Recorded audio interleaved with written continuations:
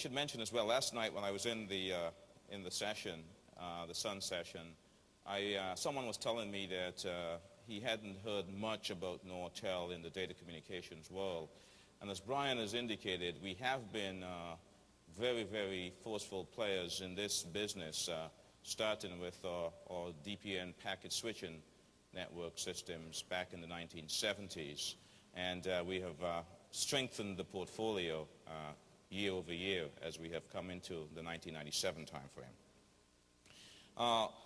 Having customers address the audience is always an absolute pleasure for us, because it demonstrates, one, their commitment to their own companies and their commitment to some of the solutions that they have implemented. And today we have some strategic partners of ours, Sprint, that would be presenting. And I'd like to introduce the two individuals from Sprint and read a little bit about the individuals before they come up. The first gentleman is Bill Roberts, and they'll be doing a tag team presentation. Bill Edwards, sorry. And Bill is the chief scientist for Sprint's Technology Services Division. In this capacity, he provides technological oversight for all broadband applied and direct research efforts, as well as Sprint's ATM and Lightwave programs.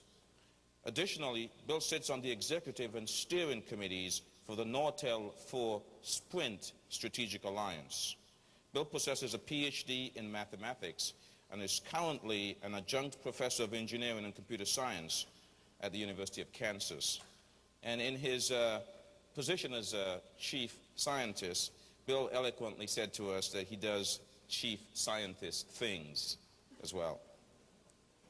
The other individual that will be joining Bill Edwards up here is Ed Thurman. And Ed is Director of Strategic Concepts, Plans, and Programs for Sprint's Technology Services. In this capacity, he has oversight over the broadband, integrated services management, services architecture, IT strategies, and global programs. Additionally, Ed's team is responsible for technology alliances and partnership development. Ed is a member of the steering committee of the Nortel Sprint 4 Strategic Alliance as well. Ed possesses a master's degree in mathematics and a master's of military science, military arts and sciences as well. Ed has spent 25 years in the military, rising to the rank of colonel. Please join me in welcoming both Bill Edwards and Ed Thurman. Ed and Bill.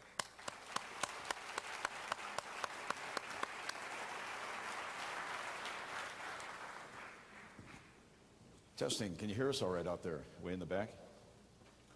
You know, the interesting thing, Brian, that was a great presentation. I was with you, buddy, until you got to that part about AT&T. We're going to have to rewrite some of that, I think. Who are those guys, anyway? Yeah. You know, a couple things. I'm Ed Thurman. This is Bill Edwards. And we want to share with you, first of all, it's a privilege to be here today.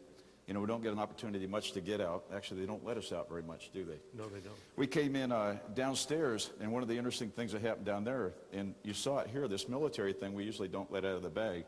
We walked in downstairs and said, there were two ladies down there, and they said, well, I see where both of you guys are in the Army. And this sort of shocked us. We stayed back a little bit, or in the Navy and the Army, because we don't let that out. And said, and I understand you guys were both in the special operations.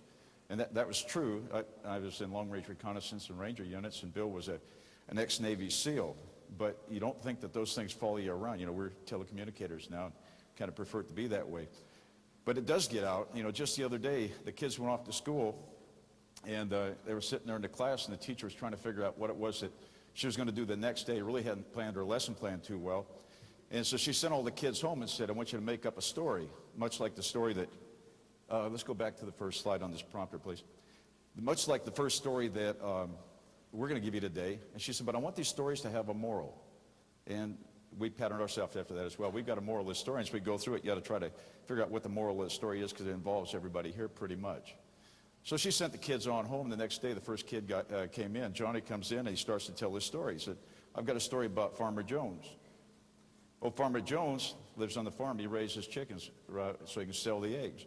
He takes all of his eggs, he puts it in a basket, puts it on the back of the pickup truck, starts towards the farm, hits a bump, the basket falls over and breaks all these eggs. The teacher said, well, what's the moral of that story? He said, well, it's simple, teacher. Don't put all your eggs in one basket. So next kid gets up, and it's Susie, and Susie says, teacher, I've got a story. So what's that? Well, it's very similar to Johnny's, but it's about Farmer Smith, lives next door to Farmer Jones. So what's your story, Susie? She said, well, you know, Farmer Smith raises chickens too, but he doesn't raise them for the eggs. He raises them for the meat. So he takes his best setting hen, gathers up all those legs, put the setting hen on top of it, and runs to town and sells all those chickens. But he gets back and only half the eggs are hatched. The rest just aren't any good. So Susie, what's the moral of that story? Well, don't count your chickens before they hatch. Well, that's pretty good. But you got to understand that Bill's nephew's in this same class as well as Billy Jr. So Billy Jr. gets up to tell the story, and she said, Billy, what's your story? He said, well, you know, my Uncle Billy was in the service, and he's flying along in bad guy country in a helicopter, and it gets shot down. He looks around, and that helicopter is just in flames, about ready to go. He sees the parachute, case of beer, machine gun, and the machete. So he grabs up all three of those, puts on that parachute, and jumps out. Before he gets to the ground, he's drank that whole case of beer. And sure enough, he hits the ground. He's right in the middle of those bad guys. There's about 70 of them. So he grabs that machine gun, slaps in a belt of ammunition, and he managed to get rid of about 50 out of the 70. So he wonders what he's going to do. He pulls out that machete. He goes to work with that machete, and he gets rid of about 3 or 4 of the rest of them before it's so blunt you can't use it anymore. Then he has to go ahead with his bare hands and finished up the last 2 or 3. The teacher looks at him and says, you know, little Billy, that's a terrible story. That's an awful story. What could possibly be the moral of that story? It's real simple, teacher. Don't mess with Uncle Billy when he's been drinking. We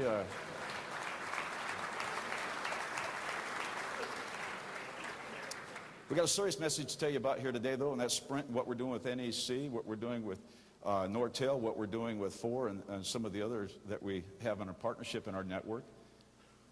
So we can get this thing to change. But first, I think we ought to take a look at how we see the world. From what we hear in the presentations, I think we're very similar. Globalization of markets, that's clear. Not only the markets, the customer base, the sales base, the networking base, it's all happening. Diminishing trade barriers. Who would have thought just a few years ago that we'd have access to China, the Soviet Union, or many of the other places that we are conducting our business today? More powerful technologies. Look what fiber's done for us.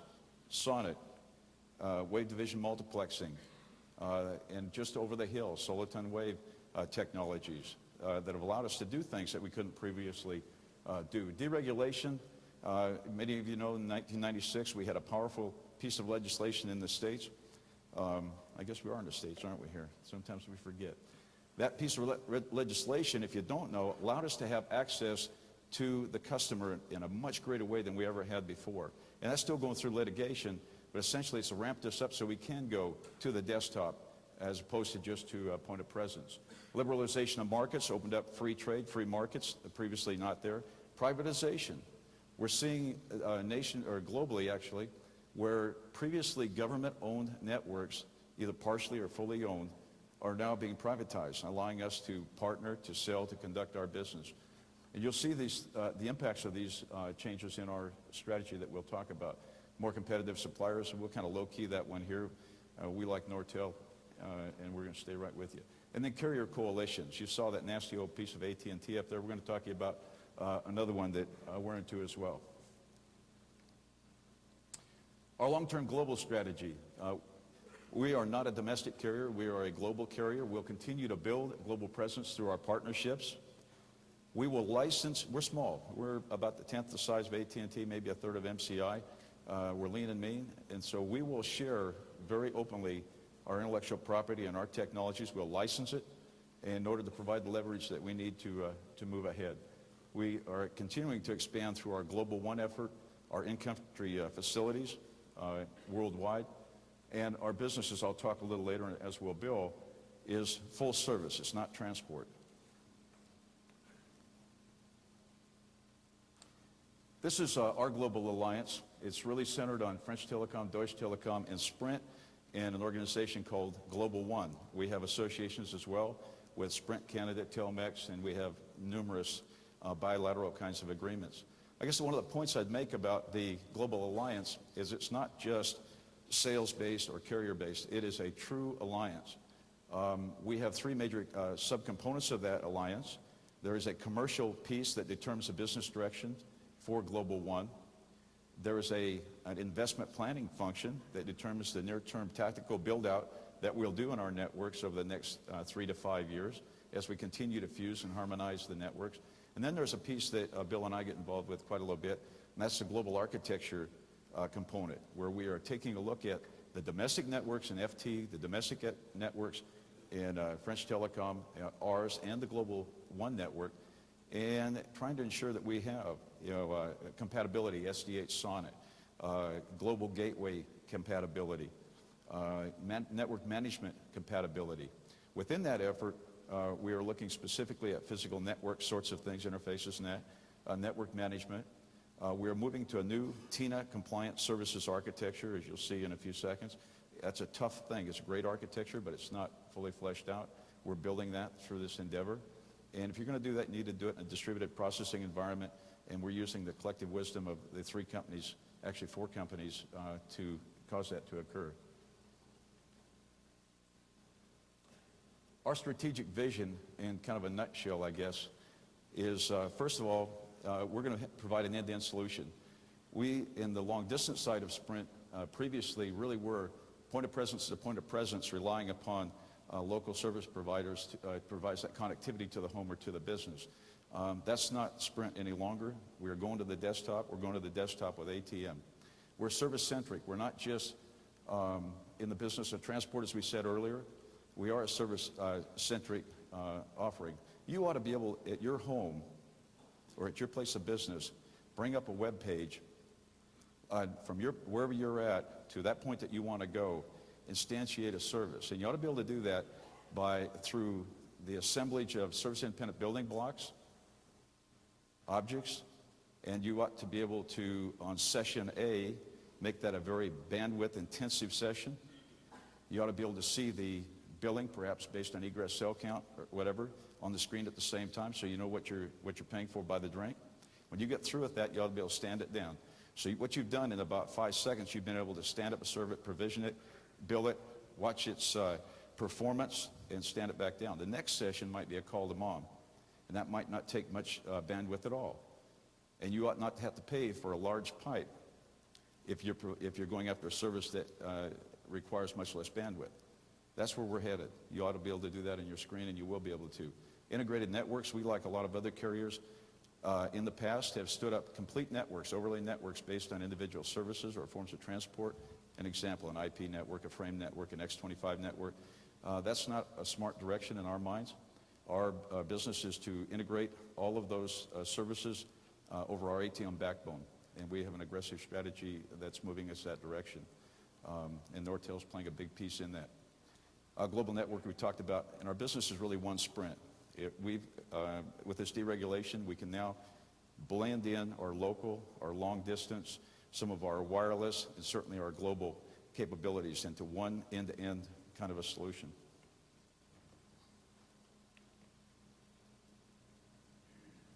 We're going to do that. We've got to change the rules a little bit. We used to be service recovery. It breaks, how fast can we fix it?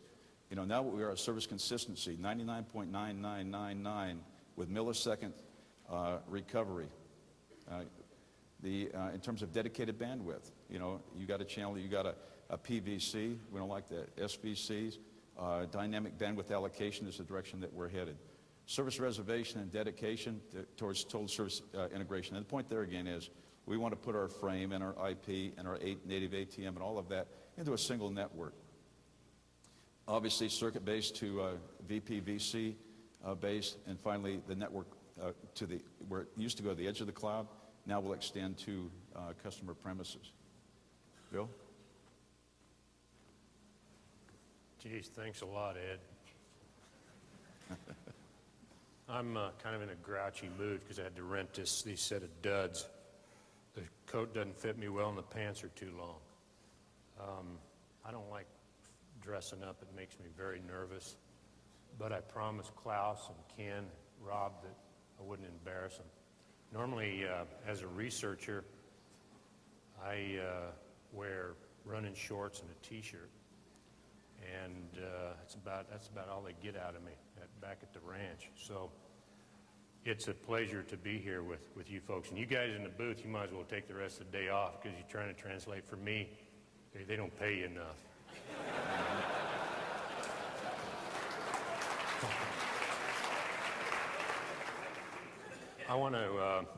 I speak a lot in euphemisms and no cliches, but lots of euphemisms. I'm from down south a little bit, and I use the term no load a lot. That's kind of a Navy term for a person that can't carry their own weight. And if you guys are having trouble with that, no load means somebody I don't really care about that tends to bore the hell out of me. So like I say, I get nervous around marketing people, and especially I get very nervous around salespeople. When we have to implement these rule changes, Ed and I tend to grab them in a headlock and bang their heads together, and they implement change pretty well. It's all kidding aside, we courted Nortel in order to go through this strategic vision scenario. And Ed and I are representing Marty Kaplan and George Fucci. They couldn't make it, and they asked us to come and represent them. And with respect to the Nortel crowd, we've got a very small unit with which we work. Klaus provides us some dedicated leadership, getting us the scientific type folks that we need to solve the problem. We appreciate that a lot. Ken Grelk, sales marketing guy that is part of our team. We enjoy working with him. Rob Wood from Ottawa is on the strategic partnership, along with Todd Morris and Richard Vickers. And I'm a big believer in teamwork, small units to solve the problem. And at Sprint, Ed and I have the small technical units in which we solve a lot of this implementation scenario, protecting Mr. Kaplan's vision. He owns a $6 billion network. He owns the business side of it as well as the technology side. And we have to protect both of those interests. And in doing so, we felt that we needed to provide a good sound infrastructure. Sonnet, we chose Sonnet a long time ago, and we have an all-transport optical network. We feel that we're pretty good in the ATM business. I've been doing ATM since about 1986 when I was a professor at Berkeley, before it was called ATM. And we're big believers in integrating services over one network. Now, a lot of the carriers out there stole our technology and our architecture. We don't mind that as long as they give us the credits. So we're going to be waiting out the door to get some credits from you guys. The other situation is that as you look at the slide, network extends to the premise. How do you bring ATM to the desktop? Well, a cell at a time, best I remember. But the idea here is that my job is to look at all of the service classes and make sure they interwork correctly and make sure that you get a lot of optical interfaces. I don't like electrical interfaces. And that we work strategically with a partnership, an alliance. How many do you know, how many carriers do you know, or folks like Nortel that sit down in a room with about 25 people, Nortel, Sprint, NEC, and 4, and dole out intellectual property for the next generation of network that goes out there? I don't really know anybody that does that. And Ed owns the broadband program for Sprint, and I have to make sure that that works. So the idea here is that implementing the rule change, it takes some adjustment. This is a very brief slide. What we want to do is say our network's structured a little bit than everybody else's. At the core of the network, we have the NEC Model 20 going to the 4160 and beyond. And we are partnered to protect the NNI at that location with NEC. At the edge of the network, something more germane, I think, to this organization, and that's where we put our feature functionality. And we do that with the vector element specifically. And again, we have a partnership, much as we talked about a minute ago, in our global undertaking. We have the same sort of an alliance, a full-fledged alliance with for Nortel and with NEC. And we attack these difficult technological problems. And we believe that Nortel, for NEC own part of this network. And they own that part that helps us move this thing forward. It's a joint venture. That's how we all make money. And therefore, if you look under Alliance Dimensions there, it talks a little bit about those lines of thrust that we use to move the network forward. We have formalized groups that work in service migration to define future services and how we're going to instantiate those on our network. We have network management. That's always the long pole in the tent, solving those problems. We have a group that goes after that. Bill's in charge of our research and development effort. And again, we bring for Nortel and NEC into that. And finally, there's a marketing arm so that we use the power of our branding, and all of us have very powerful brands, to move as far forward as we can, and of course, watching out for our stockholders. The idea with this partnering arrangement is that we bring to pass a good transmission aspect of the network. What does that mean? WDM. How do I gain some efficiencies with the optical layering that sets above the sonnet layer and sets below the ATM layer? We've got to provide some more capacity without maybe going to OC 192.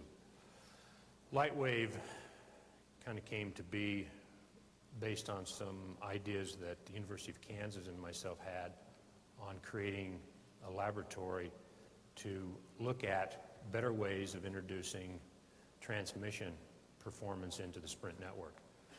And we're performing a lot of those basic research and applied research goals with the MAGIC network. That's a consortium of researchers that have worked with me over the past 5 years and has been funded primarily with ARPA and some outside sources. The CPE sonnet functionality allows for 4 fiber bidirectional rings, some ATM protection switching. The network hierarchy. This is a very interesting slide. This fundamentally lays for you what we do and why we do it. Interworking, for example, is very important to us. We have not chosen one platform.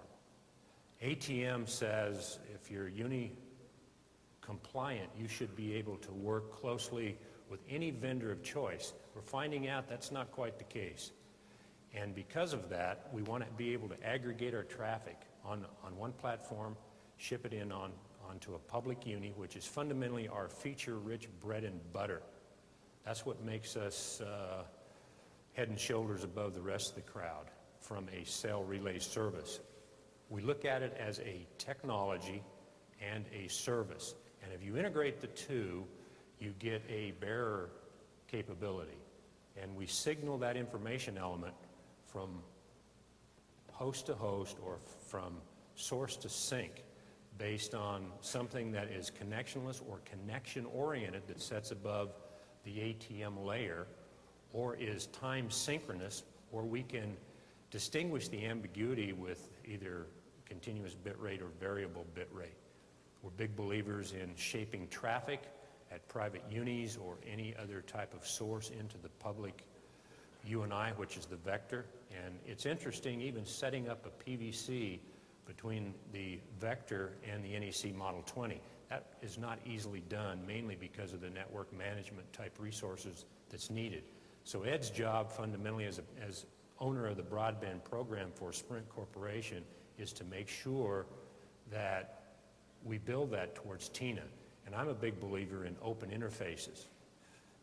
Orbs, those types of scenarios. Object-based code, C++, for example. And I work with a lot of researchers in the industry. The budget with which I have is fairly substantial, so I dole out a little money here and there to academic institutions that fundamentally own part of the network. They're Spartan research partners. Nortel's one, NEC's one, 4, Harvard University, USC, UCLA, we do a lot of web caching with Alicia Zhang. We do some RSVP work with other folks. We do some work in VP flow control with a gentleman at the University of Western Australia. Those types of folks. We get together as often as possible and discuss how we talk about bringing TCP traffic into our network. And if you continually put TCP traffic into CBR streams, you're doing yourself a disservice. It's a best effort service, and they go in UBR QoSs. And this year we offered and are still offering UBR SVCs. So we're very forthright when it comes to looking at various platforms and making sure that they work unilaterally to have us perform this multi-service scenario. This end-to-end connection example fundamentally says, how do I provision a VCC all the way to the desktop? The idea is that we're big believers in silicon, okay, and standards. Some of us have been going to the ITU for, well, I've been going there since 1986. And we helped, along with Nortel, start the ATM Forum. And I was at the first ever ATM Forum when there was like 6 people. Now it's bigger than this entire room, probably 3 times the size. And I don't go anymore because I don't like large crowds. It makes me grouchy. By the way, who did I borrow these shoes from anyway? You have to see me. You remember who? Yeah. Okay. We warned the Nortel guys that you guys are going to get your money's worth. The transport and switching slide fundamentally talks about how we bring ATM to any service aspect, any customer wanting a bearer type service that's signaled. We feel that we can do that through the broadband program. We're big believers in a globally unique type platform, as well as introducing photonics within the network, optical cross connects that help solve the SDH to SONET interworking problem for services, and that we make sure that ATM can be evaluated down to the cell level with respect to performance. That's a key issue when we integrate all of these platforms. The Passport that we use for frame into ATM, the Magellan Vector, which is our public uni, and the NEC Model 20. Somehow you got to wire this whole thing together, and our example of doing that is called integrated service management. The descriptor across the top of the slide is probably a little bit better descriptor. It really is an integrated business communications model. What we're talking about is taking the old TMN model. It's been expanded now through the TINA consortium. And so if you were to look at it in one sense, what you got a business layer function. This thing doesn't show up very well, but a business layer functionality at the top. You got a service layer functionality below that, network management, element management, and then elements at the bottom. And we've cut that vertically then through service creation, service delivery, service assurance, planning, billing, and so forth.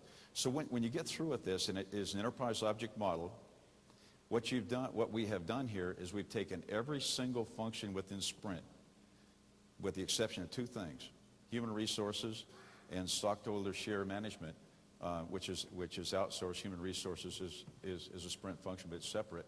But every single thing else, if it's corporate strategic planning or if it's the last element in the network, it's all completely wired into this enterprise object model. And this is a system that we'll use, the integrated system that we'll use to manage the network, all of our services and so forth.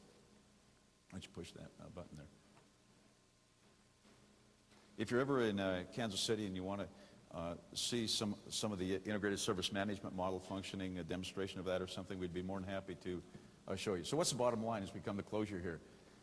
We're going to take advantage of some of these changes in the world. We are really one company. We're bringing our local, our long distance, our wireless, and other functions together in a technological sense. They're separate companies, and the global as well there, with one service. And that service will reside over ATM, over an ATM over SONET network. That's really, in a nutshell, kind of our direction. We told you there'd be immorals. Bill? Mr. Kaplan has a famous quote, at the end of the day, those corporations with strong, aggressive, successful alliances will control the marketplace. The idea is to provide fairness in the network with good, sound partnering. I am not a customer of anybody. I'm a partner. So we got 4 or 3 fairly robust partners with which we're proud to do business. And we share with you, we're damn proud of our partnership with Nortel. It's been a real strong, forceful, aggressive kind of a partnership. Now, we're at the end of our presentation. I heard earlier that you could get a T-shirt if this survey thing comes out right. But you guys are doing this kind of wrong. We must have 1,600, 1,700 people in there. You realize the administrative burden you're placing on the people across the hall. There's 2 of them and 1,800 of you. So we talked to them a little bit. They said it was entirely wrong the way you do that. So for this presentation and this presentation only, the only people to fill out a survey are those of you in the front row. Now, we brought out a survey consultant named Mr. Sam Adams. This is not a bribe. This is a survey tool. Go ahead and throw that next slide up. There are 4 easy steps to making out your survey. Take your survey tool this afternoon, but before you get crazy about what's on the paper, take that survey tool out by the pool. Sit back in that chair and just contemplate what you've done over the last 3 or 4 days and what you're going to do the rest of the week. But contemplate that part that is sunshine and that part about all the great people you met and the camaraderie that you've had over the last couple of days. Then what you got to do, for those of you who haven't done this before, secure that bottle firmly. It's got a long neck on it. It can get slippery. Ed, we got a closet drinker right there. A closet drinker? Yes, we do. That's not good. No. Meet us outside, we'll talk. And as you can see, just take your time. Take about an hour. Fill that thing out. The rest of you folks can have the rest of the day off. We appreciate a chance to talk to you. Have a good day. Thank you.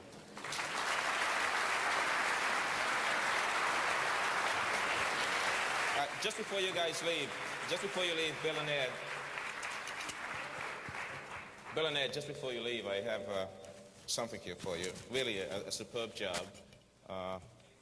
I'm glad when I introduced them, I spoke about strategic partnership as opposed to customer. Thanks a lot. Congratulations. I smell an ambush. Yeah. Actually, I'd like to get a picture of these guys. It's going to be the closest I ever got to military service. Yes,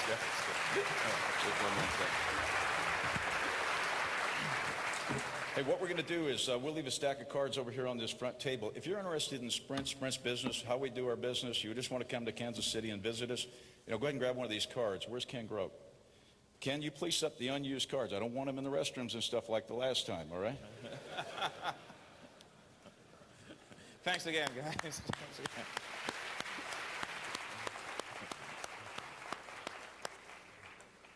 Really an excellent job, and I just want to remind both Bill and Ed that I am not in sales.